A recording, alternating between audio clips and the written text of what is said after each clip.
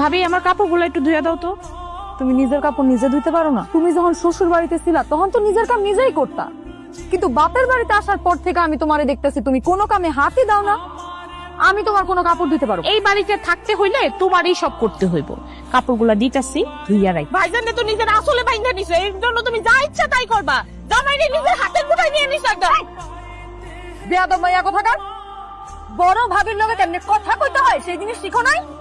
ভাবি তুমি আমার গায়ে হাত তুললা। ভাবি বিচার যদি আমি না করছি না, মা ভাইজান কই তোমরা? তোমার ছেলের বউ আমার গায়ে হাত তুলছে। তোমার এত বড় সাহস, তুমি আমার আব্বার গায়ে হাত তুলছো?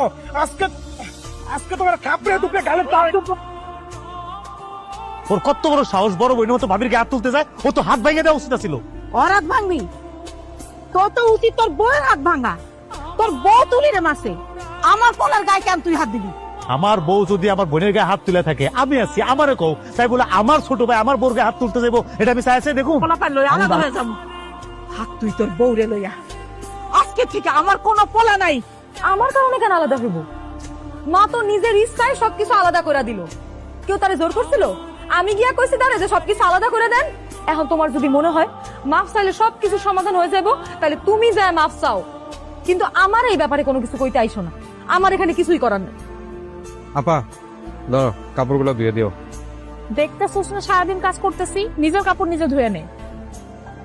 তুমি ছাড়া আর কে আছে আমার কাপড় দিয়ে দেওয়ার? নিজেরটা নিজে কর।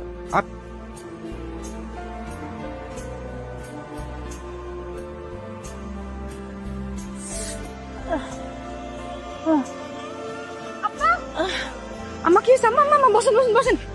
এই শুনতেছো? তুমি কিন্তু এই সংসারের খুঁটিমা। অবশ্য তুমি কয়েকদিন আগে সংসারটা আলাদা করে দিছিলা, হান্ডি বাতিল আলাদা করে দিছিলা।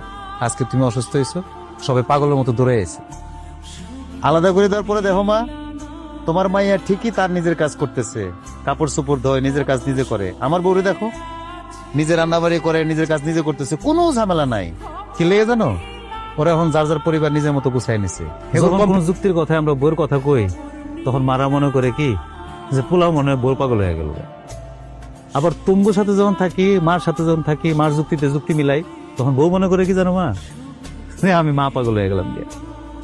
আসলে এটা না মা, ছেলে মানুষ পুরুষ মানুষ সংসারে শান্তি চায়, আর কিচ্ছু না মা।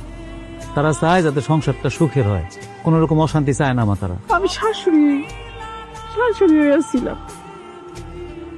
আমি যদি বউটার মা হয়ে থাকতাম তাহলে এমন হইতো না। আমি যদি সবার ভুল ত্রুটি না দেখা শুধরা দিয়া সংসারটারে একসাথে আগে রাখতাম, তাহলে সংসারটা ভাঙে যেত না।